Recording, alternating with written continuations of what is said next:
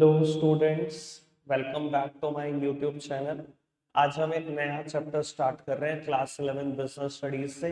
Chapter का नाम है फॉर्मेशन ऑफ अ कंपनी। ये चैप्टर नंबर 7 है। जनरली चैप्टर नंबर 2 के बाद ये पढ़ा जाता है चैप्टर नंबर 7। ये चैप्टर समझ उन्हीं स्टूडेंट को आ सकता है बेटा जिन्होंने चैप्टर नंबर 2 पढ़ा है। अगर आप कंपनी के बारे में बेसिक नॉलेज नहीं जानते तो चैप्टर समझ नहीं आएगा। तो पहले चैप्टर नंबर 2 जाकर पढ़िए, फिर यहाँ पर वापसी आइएगा।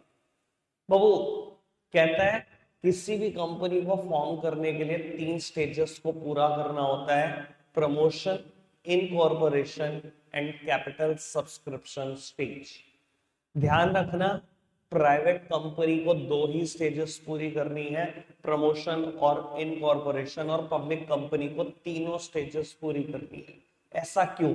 तीसरी स्टेज का मतलब है पब्लिक से पैसे लेने, इकट्ठा करो। बाबू पब्लिक से पैसा सिर्फ पब्लिक कंपनी ले सकती है, इसलिए पब्लिक कंपनी को तीनों स्टेजेस पूरी करनी है, जबकि प्राइवेट कंपनी 2 स्टेजेस पूरी करके ही पिक्चर में आ सकती है। आगे बढ़ाते हैं टॉपिक को, प्रमोशन की चर्चा शुरू करते हैं। प्रमोशन क्या चीज है और प्रमोशन करता कौन है?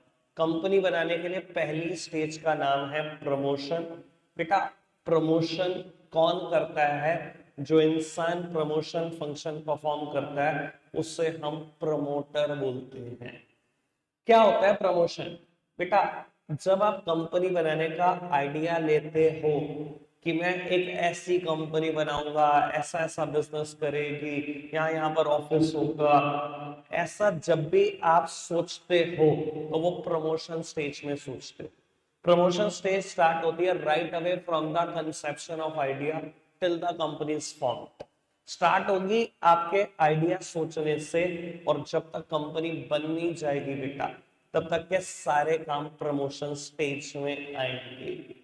इसके साथ साथ कुछ लोग ऐसा भी बोलते हैं प्रमोशन स्टेज 2 बातों से रिलेट करता है, one is planning and other one is organising of resources. सोच लो, प्लान कर लो, प्लानिंग भी यहीं पर आएगी, और कंपनी बनाने के लिए जो रिसोर्सेस चाहिए उनको ऑर्गेनाइज करना, उनको इकट्ठा करना भी प्रमोशन का ही काम है। और प्रमोशन में जितनी एक्टिविटी परफॉर्म करता है कोई भी पर्सन, उसे हम प्रमोटर बोलते हैं। फॉर एग्जाम्पल धीरू भाई अंबानी जी फॉर रिलायंस इंडस्ट्रीज लिमिटेड, उन्होंने ही आइडिया लिया था रिलायंस होगी, ऐसे ऐसे बिजनेस करेगी, यहाँ पर ऑफिस खोलेंगे। तो बेटा जो भी आइडिया ले रहा है, जो भी उस आइडिया को एग्जीक्यूट करने के लिए रिसोर्सेस इकट्ठे कर रहा है, उस इंसान को हम प्रमोटर बोलेंगे। प्रमोशन टॉपिक ही कंटिन्यू है। पेपर में कई बार टॉपिक आता है step in the promotion stage और फंक्शन ऑफ प्रमोटर। बेटा दोनों में से कोई भी टॉपिक आ जाए, आंसर रिमेन्स द सेम। 6 अलग अलग स्टेप्स हम पढ़ने वाले हैं प्रमोशन स्टेज के। शुरू के 2 स्टेप मैंने यहाँ पर लिखे हैं जिनका मैं कंपैरिजन करूंगा। अगर आपको डिटेल्ड नोट्स चाहिए तो आप मेरे कॉन्टैक्ट नंबर पर मुझे व्हाट्सएप मैसेज कर सकते हैं। मेरा कॉन्टैक्ट नंबर है 8755910352।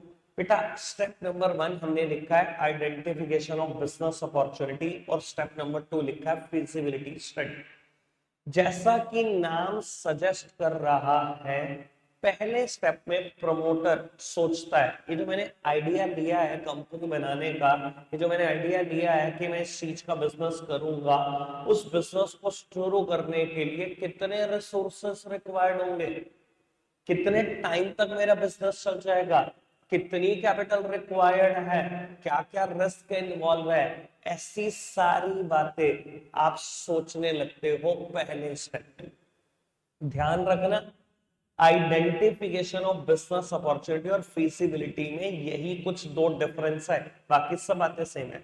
फीजिबिलिटी में भी आप यही सोचते हो, ये जो आपने आइडिया लिया उसमें कितने रिसोर्सेज रिक्वायर्ड है, कितनी कैपिटल रिक्वायर्ड है, क्या रिस्क इन्वॉल्व है, कितने साल तक बिजनेस मार्केट में टिक सकता है। सेम बातें फिजिबिलिटी में भी सोचते हो, बस फर्क क्या है? First step is performed by the promoter himself. पहला स्टेप प्रमोटर खुद करता है।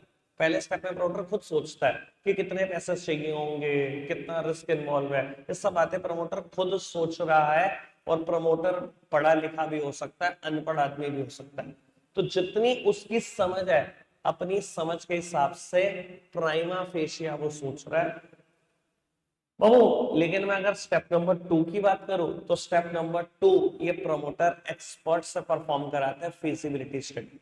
वही सब बातें जो हमने स्टेप नंबर 1 में सोची वही सब बातें हम स्टेप नंबर 2 में कर रहे हैं। लेकिन बेटा ये काम हम एक्सपर्ट से करा रहे हैं, यहाँ प्रमोटर नहीं सोच रहा। और एक्सपर्ट पढ़े लिखे होते हैं, सब कुछ आपके सामने लाकर रख देंगे, कितना एग्जैक्टली रिसोर्सेज लगेंगे, कितना रिस्क इन्वॉल्व होगा, क्या क्या और रिसोर्सेज रिक्वायर्ड हो सकते हैं और कब तक बिजनेस चल सकता है। बेटा ध्यान रखना, यहाँ हम प्राइमा फेशिया सब चीजों को देखते हैं, लेकिन यहाँ पर हम करते हैं detailed investigation, most detailed investigation. तो आगे बढ़ाते हैं बात को। उसके बाद आता है सीक्वेंस में टाइप्स ऑफ फिजिबिलिटी। अभी हमने स्टेप नंबर 2 पढ़ा फिजिबिलिटी स्टडी, उसी का पार्ट है बेटा ये 3 तरीके की feasibility. Although in a real life feasibility 10 तरीके की, 15 तरीके की, 20 तरीके की हो सकती है, पर क्लास 11 के स्टूडेंट हो 3 तरीके की फिजिबिलिटी कोर्स में है, technical feasibility, financial feasibility and economic feasibility. Basic बात जानते हैं क्या, आपने एक्सपर्ट को कहा कि ये मेरा आइडिया, इस आइडिया पे एनालिसिस कर दो, उसने आइडिया पे एनालिसिस करना शुरू किया। अगर मान लो आपने जो आइडिया लिया वो बहुत अच्छा है, बस उस आइडिया को एग्जीक्यूट करने के लिए जो रिसोर्सेस चाहिए वो ना तो इंडिया में मिल रहे, ना ही बेटा इंपोर्ट उनका पॉसिबल है।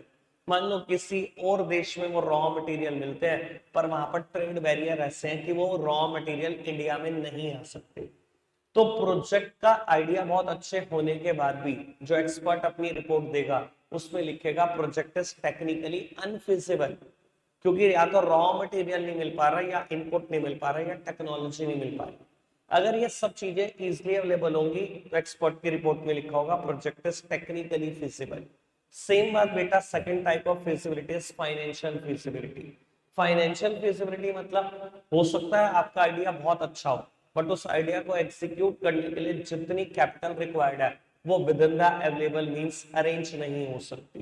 मान लो आपके खुद के पास सेविंग है 1 CR और बैंक आपको लोन देने को तैयार है 1 CR, तो टोटल 2 CR है, बट जो आपने प्रोजेक्ट सोचा उसमें 5 CR की रिक्वायरमेंट है।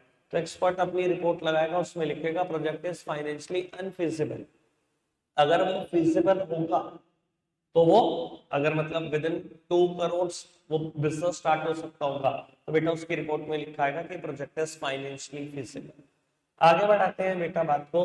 Last type of feasibility is economic feasibility. बेटा इकोनॉमिक फिजिबिलिटी देखो, कोई भी बिजनेस बनता है किस लिए बनता है, पहले चैप्टर में पढ़ा होगा आपने, प्रॉफिट मैक्सिमाइजेशन किसी भी बिजनेस का फर्स्ट और प्राइमरी एम है।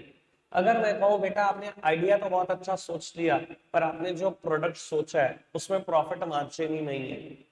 एक चार्टर्ड अकाउंटेंट ने आपके पूरी डिटेल्ड इन्वेस्टिगेशन करा, पूरी फिजिबिलिटी कंडक्ट करी और उसको लगा ये आपने प्रोडक्ट तो कैसा सा सोच लिया, इसमें कुछ प्रॉफिट ही नहीं दिखाई दे रहा है, तो बेटा वो रिपोर्ट में लिखेगा प्रोजेक्ट इज इकोनॉमिकली अनफीजिबल। इसको आप इंप्लीमेंट नहीं कर सकते, क्योंकि आफ्टर ऑल हम बने तो प्रॉफिट के लिए, और प्रॉफिट दिखाई नहीं दे रहा आपको प्रोजेक्ट में। और अगर ह्यूज प्रॉफिट दिखाई दे रहे हो तो बेटा चार्टर्ड अकाउंटेंट अपनी रिपोर्ट में लिखेगा प्रोजेक्ट इज इकोनॉमिकल फिजिबल। तो बेटा ये 3 तरीके की फिजिबिलिटी है। टेक्निकल फिजिबिलिटी रिलेट करती है इनपुट से, रॉ मटेरियल से, टेक्नोलॉजी से। फाइनेंशियल फिजिबिलिटी रिलेट करती है आपके रिसोर्सेज से, आपकी कैपिटल से। इकोनॉमिक फिजिबिलिटी रिलेट करती है आपके प्रॉफिट से। रखते हैं हम आज के लिए इतना ही है। स्टेप नंबर 3, 4, 5, 6 नेक्स्ट वीडियो में कवर करेंगे। Bye bye.